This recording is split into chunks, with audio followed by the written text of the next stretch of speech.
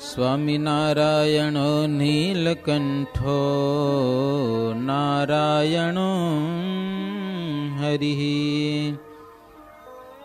હરે કૃષ્ણશ્ચ સહજાનંદ કૃષ્ણોસ્તુ મે હૃદિ. ઓમ શ્રી હરે કૃષ્ણાય નમો નમઃ. ઓમ શ્રી ઘનશ્યામાય નમો નમઃ. ઓમ શ્રી સ્વામિનારાયણાય નમો નમઃ. શ્રૂયતાહં દેવદેવેશ સ્વામિનારાયણ પ્રભો ત્વદીયેનાવધાનેન કથયિષ્યે શુભઃ કથઃ કથયિષ્યે શુભઃ કથઃ. સહજાનંદ સ્વામી મહારાજની જય. શ્રી સ્વામિનારાયણ ભગવાનની જય. જય સ્વામિનારાયણ. સ્વામિનારાયણ હરે. બે ઘડી દિવસ ચઢ્યો ત્યારે શ્રીહરિ ચોકીની નદી આવી. બે દિવસ ચઢ્યો ત્યારે ચોકીની નદી આવી. નદી આવી એટલે શ્રીજી મહારાજ ઘોડા ઉપરથી નીચે ઉતર્યા. પછી બધા નદીમાં નાયા.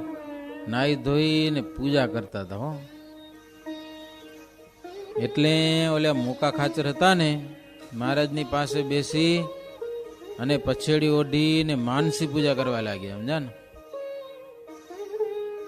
માનસી પૂજા કરતા હતા. એને દેખી અને સુરા ખાચરે થોડીક મજાક કરી. વેલજીભાઈ, સુરા ખાચર નરસિંહ મહેતાના કીર્તનનું એક ચરણ બોલ્યા. ચરણ એટલે કડી. એવી કડી બોલ્યા કે જાનવી તીરે કૂવો ખોદે, પોતે ભૂલે ને બીજાને ભૂલાવે. સમજણ પડી? જાહ્નવી તીરે કૂવો ખોદે.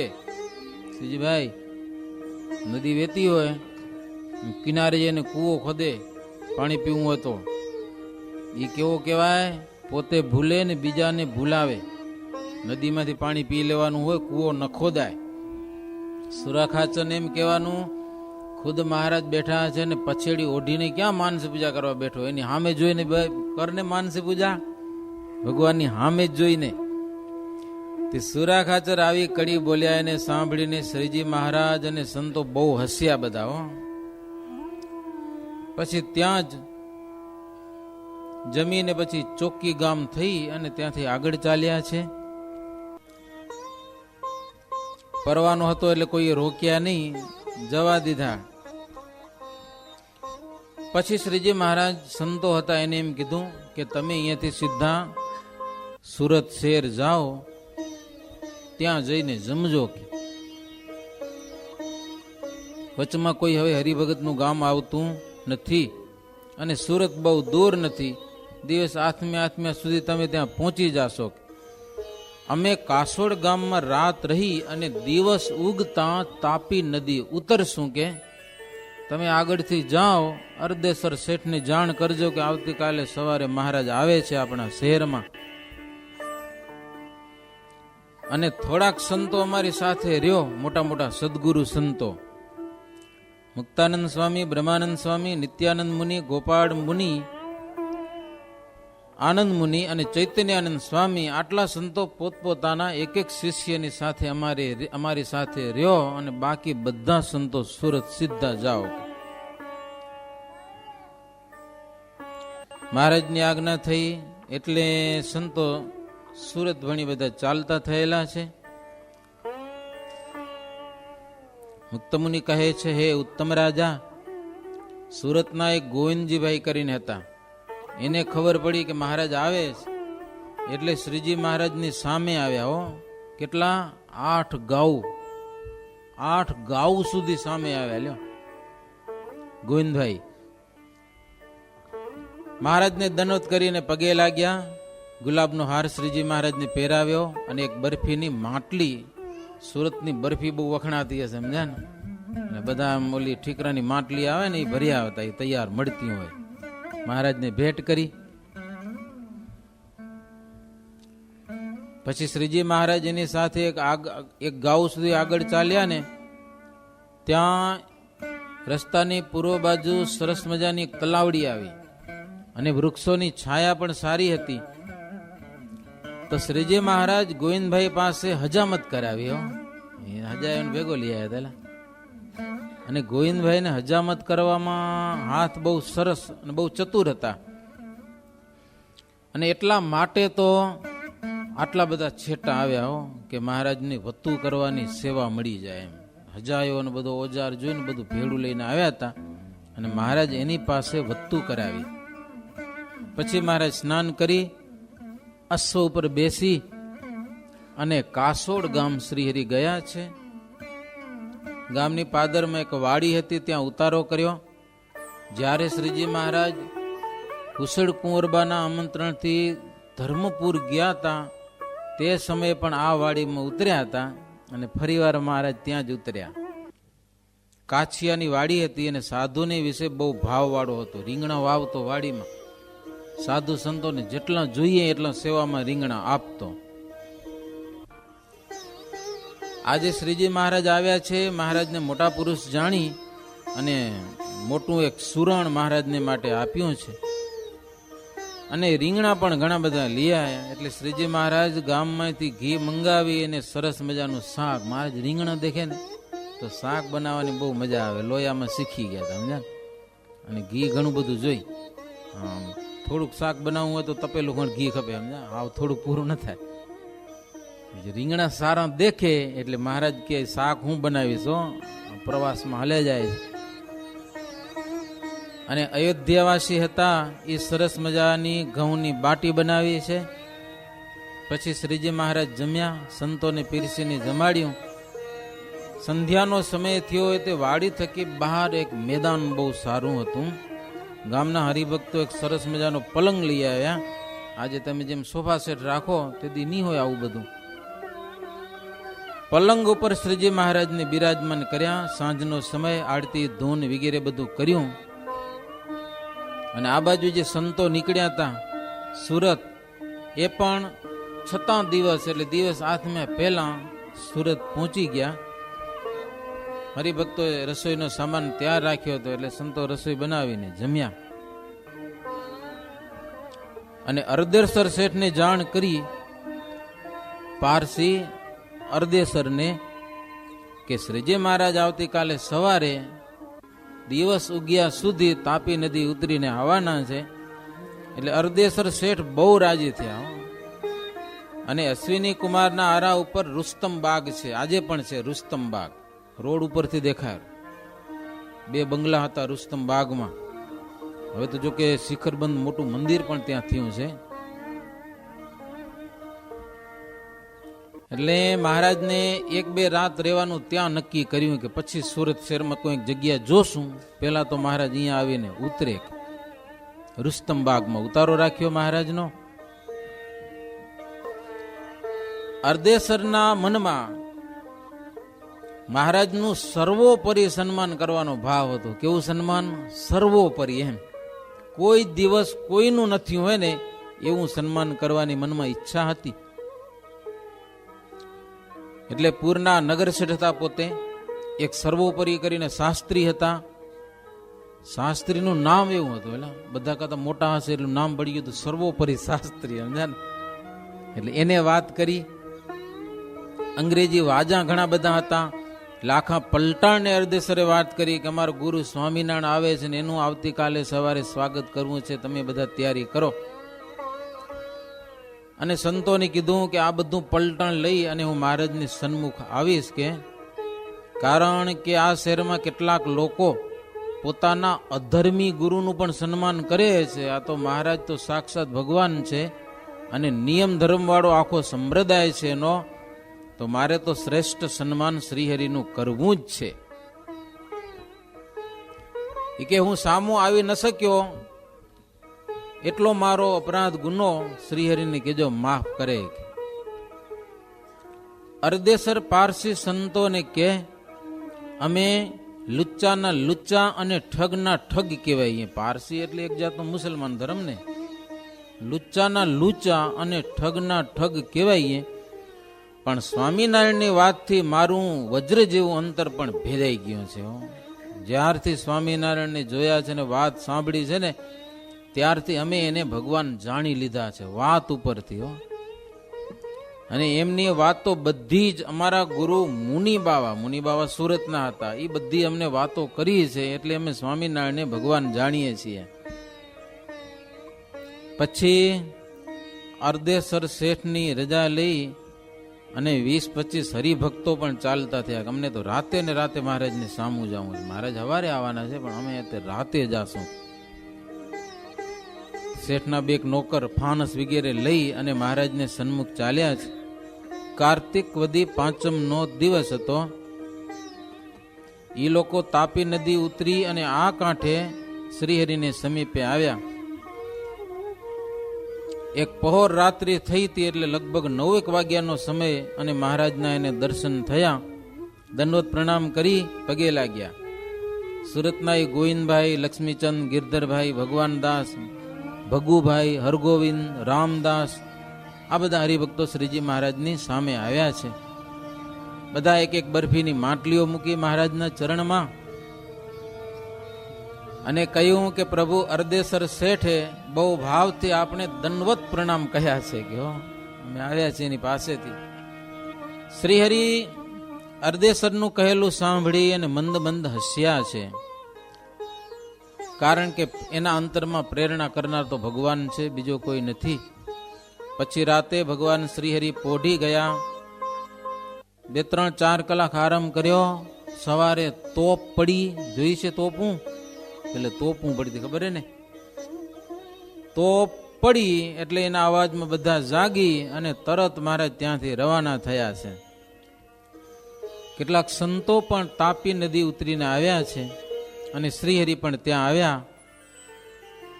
અગણિત ભાઈ હરિભક્તોની શહેરથી તાપી સુધી એક તાર હાર થઈ. તોપ પડી એટલે મહારાજ ત્યાંથી ચાલ્યા. હજી દિવસ ઉગ્યો નતો. દિવસ ઉગ્યા પહેલા શ્રીજી મહારાજ તાપી નદી ઉતરી આવ્યા. આ કાંઠે આવી ગયા સુરત બાજુ. સૂર્યોદય થતા શ્રીહરિ તાપી ઉતરી રહ્યા એટલે ઉતરી ગયા. સામે કિનારે આવેલા ભક્તજનો દંડવત કરીને મહારાજને પગે લાગ્યા. બાઈઓ પણ બધા દૂર રહી અને શ્રીહરિના દર્શન કરતા હતા. પછી મહારાજ નાયા ધોયા વિના નીકળ્યા હતા, સમજ્યા ને? એટલે તાપી નદીના આ કિનારે પ્રભુ તાપી નદીમાં નાયા.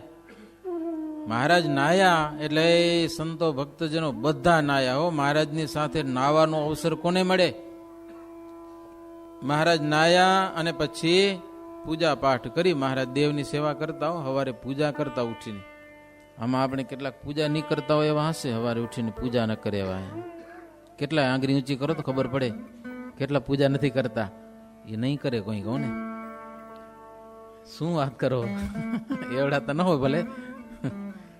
એટલે પૂજા કરવી હો. આપણા ઈષ્ટદેવ ભગવાન સ્વામિનારાયણમાં સવારે દરરોજ નાહી ધોઈને પૂજા કરતા. એમ શું કામ પૂજા કરવી જોઈએ ખબર ને? કેટલાક એમ કે પૂજા કરવાની હું જરૂર, પણ હાવ ટૂંકમાં સમજવું હોય ને તો આજે આપણે હુઈ ગયા, સમજ્યા ને? એટલે આપણે કાંઈ ખબર નથી. ખબર છે હવે કાંઈ? હુઈ ગયા એટલે હકીકતમાં આપણે મરી ગયા છીએ, સમજ્યા ને? આપણે બધું ભૂલી ગયા. આપણે શું કામ કાજ કાંઈ ભાન રહ્યું નથી. આપણે સવારે ભગવાન આપણને જગાડે છે, બુદ્ધિ આપે છે. હા, તારે આ કામ કરવાનું છે, તારું આ નામ છે, બધું ભગવાન આપે છે. એટલે કમસે કમ 5-10 કલાક ભગવાનની પૂજા કરી અને થેન્ક યુ કહેવાનું. શું કહેવાનું? હવે મને જગાડ્યો, નહીં તો રાતના રહી ગયો. કેટલાક સવારે જાગતા નથી, ખબર તમને? ડોક્ટર બોલાવવા પડે તો ગામમાં ખલાસ થઈ ગયો. લો કારી ગાડી મંગાવો, હવે કાંઈ નથી. લો એમ આપણે રહી નથી ગયા ને. સવારે ઉઠીને ભગવાનને થેન્ક યુ કરવાનું, મને જગાડ્યો. પછી શ્રીજી મહારાજ પૂજામાં ઠાકોરજીને બધી ઓલી બરફી આવી હતી ને ધરી અને બધાને પ્રસાદી વેચી અને પછી અશ્વ ઉપર બિરાજમાન થઈને પ્રભુ ત્યાંથી ચાલતા થયા. એક ગાઉ પશ્ચિમ બાજુ પ્રભુ ચાલ્યા એટલે રુસ્તમ બાગ આવ્યો છે. રુસ્તમ બાગ કે દક્ષિણ જેહા અશ્વની કુમાર કે પુરતે હા પુર में बड़े भुवन रहाते हरिपुर में प्रवेश कराते. રુસ્તમ બાગમાં મહારાજનો ઉતારો હતો એટલે મહારાજ ત્યાં આવ્યા છે. એક શિવનું મોટું મંદિર હતું, ત્યાં સંતોનો ઉતારો કરેલો છે. મોટા મોટા બે બંગલા હતા, એમાં દક્ષિણ બાજુનો એટલે બરાબર નદીના કિનારા ઉપરનો બંગલો, એમાં શ્રીજી મહારાજ ઉતારો રાખ્યો છે. બે બંગલાની વચ્ચે જગ્યા હતી, ત્યાં શ્રીજી મહારાજ એક બંગલાની ઓસરીમાં પાટ ઢળાવી અને ગાદી તકિયા ઉપર આવીને પ્રભુ બેઠા છે. સંતો શરૂઆતમાં કીર્તન બોલ્યા અને પછી મોટી સભા ભરાણી. મહારાજને ભક્તો ગુલાબના હાર પહેરાવ્યા છે, બાજુ બંધ ગુચ્છ વગેરે ધારણ કરાવ્યા. મેવા મીઠાઈ શ્રીજી મહારાજને ખૂબ અર્પણ કરેલી છે. વડોદરાના શોભારામ તથા રઘુનાથ શાસ્ત્રી તથા બાપુરાયજી તથા પરમાનંદ શેઠ, રામચંદ્ર અને હરિશ્ચંદ્ર વૈદ્ય, આ બધા ભક્તજનો આવ્યા હતા.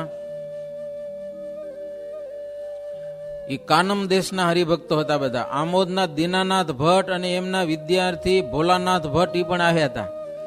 સુરતના હરિભક્તો રસોઈ દેવામાં બહુ ભાવના વાળા. એ મહારાજને આટલા સંતો આવ્યા છે, ક્યારે આપણે લાભ આવશે રસોઈ દેવાનો? એટલે રસોઈ માટે પડાપડી કરવા માંડ્યા કે મારી નોંધો ને મારી નોંધો. તરત 11 દિવસની રસોઈ તો ત્યાં કને નોંધાણી છે.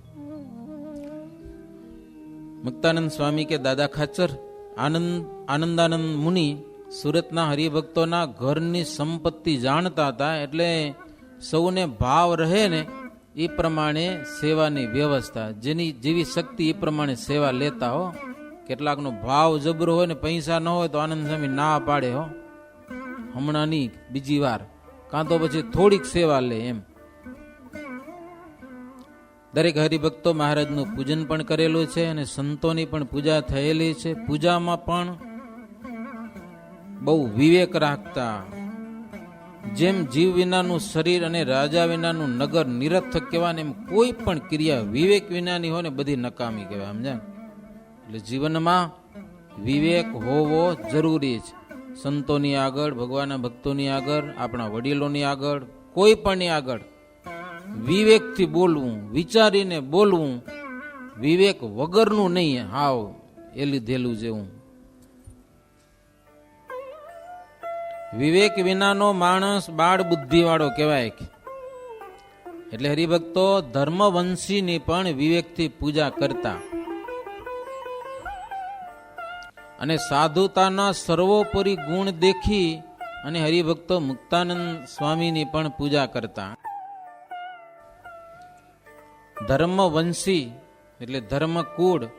જ્યારથી આ સત્સંગમાં આવ્યા ત્યારથી મુક્તાનંદ સ્વામી તેમને સત્સંગનું મૂળ સમજી અને મહારાજની હરિભક્તો પૂજા કરે પછી તરત સંતોની પૂજા કરવાનો હરિભગતને ભાવ હોય. પણ મુક્તાનંદ સ્વામી મહારાજની પૂજા કર્યા પછી ધર્મકુળની પૂજા કરાવતા અને પછી સંતોની પૂજા કરાવતા, એમ હરિભક્તોને સમજાવતા. અને હરિભક્તો બધા વચનથી પરમ આનંદ માનતા. પછી વસ્ત્ર ઓઢાડતા, સંતોને પણ વસ્ત્ર ઓઢાડે પૂજન કરીને. કંસારની રસોઈમાં બદામની ચીજ, હો, કાજુ ને ચારોલી ને દ્રાક્ષ અને સાકરના રવા વગેરે નાખ્યા હતા માય. હો, સુરત છે ભાઈ શહેર, તીદીના સમયમાં જુઓ તમે. પછી સંતો ત્રાસ ભરી ભરીને લઈ આવ્યા અને મહારાજ બધા સંતોને પીરસ્યું ને નારાયણ હરે થયું ને બધા જમ્યા છે. હો, મહારાજ વારે વારે પીરસતા. સુરતના હરિભક્તો કેવી રસોઈ બનાવી, આધારાનંદ સ્વામી લખ્યું. સરસ મજાનું સુરણ, રતાળું, પરવળ, રીંગણા વગેરેના શાક, રાયતા, વડા, ભજીયા આ બધી વાનગીઓ બનાવી હતી. સંતો બધા પ્રસાદીનું જળ ભોજનમાં નાખી મેળવી ગ્રાસે ગ્રાસે ભગવાનનું નામ લઈ અને જમતા હતા. જમીને પછી સંતો મહારાજ પાટ ઉપર બેઠા અને બધા સંતો કીર્તન ગાવા લાગ્યા છે. અપાર હરિભગત બાઈભાઈ બધા આવ્યા હતા. રસ્તામાં ભીડ થઈ ગઈ. બધા મહારાજને હાર પહેરાવતા હતા. અશ્વિની કુમાર એટલે દેવતાઓના વૈદ્ય છે ને, અશ્વિની કુમાર કહેવાય છે, દેવતાના વૈદ. એ તાપી નદીને કિનારે તપ કરેલું એ રુસ્તમ બાગમાં, એટલે અશ્વિની આરો નામ પડ્યું. તો મુક્તાનંદ સ્વામી કે અશ્વિની કુમારોએ તપ કરેલું ને એ આજે તપ એનું ફળ્યું. એ આરામાં મહારાજ નાયા અને એ જગ્યામાં પ્રભુ આવીને ઉતરેલા છે. આરો પણ શુદ્ધ થઈ ગયો.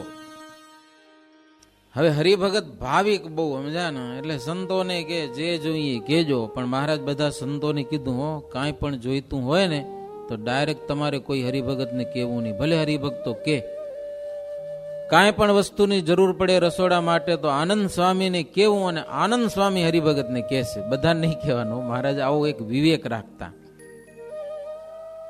પછી સભા થઈ. 1.5 પોર રાત્રિ સુધી કીર્તન ગવાણા.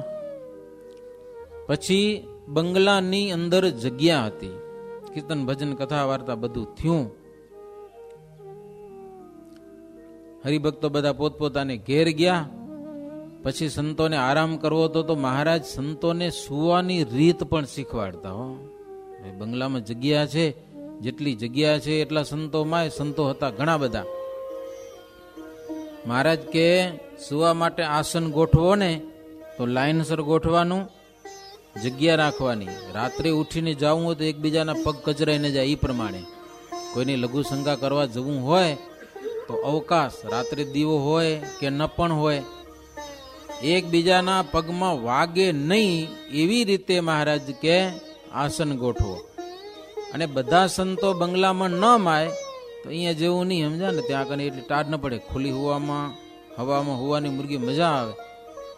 તો મહારાજ કે બંગલાનો જે બાગ છે ને એની પૂર્વ બાજુ ઘણી બધી આંબલીઓના ઝાડ છે અને ત્યાં બિછાણાની જગ્યા થાય એવી છે. ત્યાં જઈને તમે સુવો. બંનેના માથા વચ્ચે આવે એવી રીતે મહારાજ કે સુવો. અને થોડુંક ચંદ્રનું અંજવાળું છે. સુવાનું, એકબીજાનું આસન પણ ભૂલાઈ ન જાય. પોતાનું આસન હોય ત્યાં જ સુવાનું. આવી મહારાજ રીત બતાવી. પછી બીજે દિવસે સવારમાં સંતવરની પાર્ષદો હરિભક્તો સાથે બધા તાપીમાં ઘાટ બાંધ્યો હતો, ત્યાં નાયા. અને તાપી નદી પણ કૃતાર્થ થઈ. હો મહારાજને સંતો ભક્તો નાયા. 5-7 વખત શ્રીહરિ ત્યાં તાપીમાં સ્નાન કરેલું છે. અર્દેસર પારસી જે શહેરના કોટવાલ હતા, ચોર, ઠગ અને લૂચાજનોને શિક્ષા કરતા હતા, તેમને સત્સંગનું વર્તન જોઈને શ્રીહરિ ઉપર બહુ ભાવ થયો હતો. 8 મજબૂત કહાર લોકોને મેનો ઉચકવા માટે શ્રીજી મહારાજ પાસે મોકલ્યા. કહાર લોકો એટલે પાલખી ઉપાડનારા, એને કહાર લોકો કહેવાય. અને આખા શહેરમાં અર્દેસરનો હુકમ ચાલતો. અંગ્રેજ રાજાએ પણ તેમને પોતાના જાણી અને 16 ગામ આપ્યા હતા અર્દેસર શેઠને. અને વિલાયત સુધી એનું નામ જાણીતું હતું, સુરતના પારસી અર્દેસર શેઠ. અને તેમના મોટા ભાઈ પીલુ સાહેબ હતા, એ પણ શ્રીજી મહારાજને માનતા અને શેઠ કહે એમ કરતા. હો નાનો ભાઈ અર્દેસર ઈ કે એમ કરતા પીલુ સાહેબ પણ. અને શહેરના લોકો તથા મતપંથીઓ તેમનાથી બહુ ડરતા. એટલે શ્રીજી મહારાજ સુરત પધાર્યા એટલે બીજા કઈ બોલી શક્યા નહીં. અને ટોપીવાળા સાહેબો, જે અંગ્રેજો સાહેબ, એ ગમે તેવા હોય પણ નિષ્કપટ ભાવ રાખતા. હો શ્રીજી મહારાજમાં એક શેઠને કારણે. એટલે શ્રીજી મહારાજ એ બધાનો ભાવ હતો એટલે બધાનો ઉદ્ધાર કર્યો છે. મુક્તાનંદ સ્વામી કે શ્રીહરિ અપાર અવતાર ધારણ કરે છે, પણ આ વખતે તેમણે ધર્મ પરિવારને ઘેર ઘેર પ્રસિદ્ધ કર્યો. છપૈયાથી બધા સંબંધીઓ આવ્યા. મહારાજ એ આવ્યા પછી ભેગા ને ભેગા રાખ્યા અને બધાને કીધું કે આ મારો પરિવાર છે. ધર્મની 13 સ્ત્રીઓમાં મૂર્તિ પત્ની મુખ્ય છે. તેના થકી હરિ, કૃષ્ણ, નર અને નારાયણ એમ 4 રૂપે ભગવાન પ્રગટ થયા, ધર્મ અને મૂર્તિ થકી. અને ભગવાન આ પૃથ્વી ઉપર પ્રગટ થાય છે, જેવું કામ હોય ને એવું કામ કરે છે ને એવું રૂપ પ્રભુ ધારણ કરે છે. અને ભગવાનના ચરિત્રોમાં બ્રહ્માદિક દેવતા પણ ભૂલા પડે છે, એવા ભગવાનના ચરિત્રો હોય છે. એટલે ભગવાન આ પૃથ્વી ઉપર ગમે તે રૂપે ધારણ કરે ને એ ચરિત્રો ભગવાનના છે. પોતાને મળેલા ઈષ્ટદેવ, મને મળેલા જે ઈષ્ટદેવ ભગવાન શ્રી હરિના ચરિત્રો છે એમ માની કરીને ગાવા, બસ બીજી બહુ માથાકૂટ કરવી નહીં. પછી હરિભક્તો બધા મેનો લઈ આવ્યા. શ્રીજી મહારાજ એના ઉપર બેઠા, શ્વેત વસ્ત્રો ધારણ કર્યા હતા, શ્વેત ફૂલના હાર મહારાજ ધારણ કર્યા હતા, ગુલાબના ગુચ્છ તોરા વગેરે કાન ઉપરને ધારણ કર્યા. એક હાથમાં છડી અને બીજા હાથમાં ગુલાબનો ગુચ્છ ધારણ કર્યો હતો. તાપીદાસ શેઠને બંગલે શ્રીજી મહારાજને આજે ભોજન હતું, તાપીદાસ કરીને શેઠને બંગલે જમવાનું. તો કહાર લોકો મેનો ઉઠાવીને ચાલ્યા છે. અને આધારાનંદ સ્વામી મહારાજના દર્શન કરવા માટે મેનાનો જમણો પાયો ઝાલીને હાલ્યા આવે. મહારાજના દર્શન થતા આવે ને એટલે કહાર લોકો કે સ્વામી તમે મૂકી દો, અમે ઉપાડશું, તમે મૂકી દો.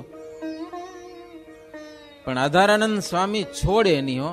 એને એમ કે મહારાજ જો કે ને તો મૂકી દઉં, પણ જ્યાં સુધી મહારાજ ન કે ત્યાં સુધી મૂકવું નહીં કે. મહારાજ કીધું નહીં. કહાર લોકો કે સ્વામી તમે મૂકી દો એમ. એટલે શ્રીજી મહારાજ કે કહાર લોકોને તમે કઈ બોલશો નહીં, કે સ્વામી પકડી રાખ્યો ને અમારું આમ ડોલે નહીં. ભલે પકડી રાખ્યું હે, પકડવા દો, મેનો ડોલવા નહીં દે. હવે મહારાજ જમવા જતા હતા હો તાપીદાસ શેઠને બંગલે, પણ હજારો હરિભક્તો બધા ભેડા, વાજતે ગાજતે. અને એના ભાવ પ્રમાણે શ્રીહરિ ભોજન ત્યાં જઈને જમ્યા છે. અને ત્યાંથી કે મેનો મહારાજ પોતાને ઉતારે મુકાવી દીધો. અને ત્યાંથી શ્રીહરિ પગે ચાલીને પાછા આવ્યા છે. પગે હાલવાની મજા છે ક્યાં કને ખબર, ઇન્ડિયામાં, અહીંયા નહીં. અહીંયા ક્યાં તમને પગે હાલવા જડે કયો? ત્યાં આવી કંઈક તીર્થયાત્રામાં જઈએ, અમુક અમુક જગ્યાએ પગે હાલીને જઈએ તો બહુ મજા પડે. શ્રીહરિ ઉતારે આંબલીના જ્યાં વૃક્ષ હતા ત્યાં મોટી સભા ભરીને બેઠા છે. અને હરિભક્તો કેટલાક આવીને કીધું કે મહારાજ અરદેસર શેઠ આવે છે કે. તો મહારાજ કે મોટા શેઠ આવે તો હવે એનું સન્માન કેમ કરવું, અમને ખબર ન પડે કે તમે કયો એમ કરીએ કે લેખો.